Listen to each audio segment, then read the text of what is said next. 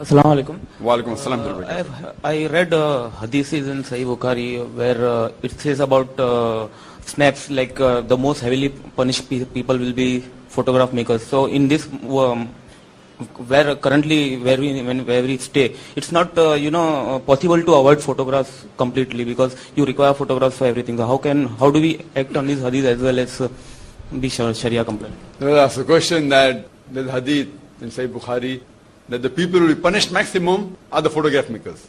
And today in this world we cannot avoid photography. Therefore, how do we reconcile the hadith? Whether there's nothing that you cannot avoid photography, but the interpretation, the translation of hadith is wrong. What the hadith says, the person who makes a tasveer, the musawwir, the person who makes a tasveer, he'll be punished. Now what is the meaning of a tasveer is to be understood. At the time of the Prophet, photography wasn't there. So there's a difference of opinion between the scholars whether the prohibition is on photography or other thing. There's one group of scholars, for example, who say that photography and videography both are haram. For example, Sheikh Nasruddin Albani, he was a great scholar of the last century of hadith and a muhaddis. He says that still photography and videography both are haram, according to his understanding. The fatwa of Sheikh bin Baz, he says that still photography is haram and videography is permitted. Sheikh Ukhti, his fatwa is that as long as it doesn't go outside the fold of Islam, within the purview of the Islamic Sharia, still photography and videography both are allowed. Now all these three great scholars, they're great scholars, and they're the authentic scholars, alhamdulillah, and respect all. But Allah says in the Quran, فَاسْأَلُوا أَهْلَ الذِّكْرِ إِن كُنتُمْ لَا تَعْلَمُونَ, in Surah Nahl, chapter 16, verse 43, that ask the person who knows. So these are great scholars of hadith, but photography is a science. And what they say, that since the Prophet said, tasveer is there, and today in Arabic, for photography also the word tasveer is used. But at the time of the Prophet, photography wasn't there. So what scholars say, because tasveer is mentioned, and today the word tasveer is used, photography, therefore photography is haram. See, the language keeps on developing. So we have to first try and identify what was prohibited in Islam. That's more important rather than the word, what it meant that time. So since that time photography wasn't there, you cannot say for sure that the word tasveer means photograph. Though today, in Arabic, the word tasveer is for photograph. So many of the words, for example, utilized at one particular time, it keeps on changing by the passage of time. Those scholars who say that photography is permitted, what they say, that what the Prophet prohibited is the hand painting. I'm not talking about those scholars who have gone way away from Quran Hadith. They say that sculpture is allowed and everything. I'm talking about the authentic scholars. There's a difference of opinion among the authentic scholars.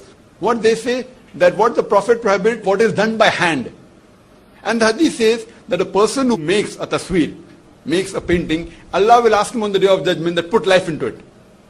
But naturally they can't. So making a picture, a painting of these living creatures like animals and human beings is prohibited. What happens in photography is nothing but a reflection which is preserved on paper. Prophet Muhammad, he never prevented the Sahabas to look in a reflection in the water while combing their hair. He never prohibited them to look in a mirror. So looking in a mirror where reflection is there is not prohibited. In photography, the reflection is preserved. So scholars say that photography per se is not haram. But if you use photography for wrong things, like idol worship is haram. Using photography for obscenity, for pornography is haram. Using photography making a big blow up of person, like Amitabh Bachchan, Gavaskar putting in a drawing room, that leads to idol worship is haram. So photography per se is not haram, but using photograph for wrong purpose is haram. So there are scholars, like Sheikh bin Baz, who say that still photography is haram and videography is prohibited. Now since we are in the field of media, I am aware that videography, the shooting, is nothing but still photography moving at a speed of 25 frames per second or 24 frames per second. So when you move a still photograph at the speed of 24-25 frames per second, it becomes motion. So still photography and videography is a higher version, advanced version of still photography. So therefore what I say, that these were great scholars, but because of the knowledge of science, they may not have referred to a person who is a scientist. I believe more with the fatwa of Sheikh Ukhti, who says that still photography and videography per se is not haram. And he says that on certain occasions which is permitted in Islam it's allowed. Otherwise normally making blow-ups is haram, or keeping big blow-up size photograph of great personalities that leads to idol worship is haram. So I agree more with scholars like Sheikh Utaimi. So therefore photography per se is not haram, but using photography for haram purposes is haram. Hope that answers the question, brother.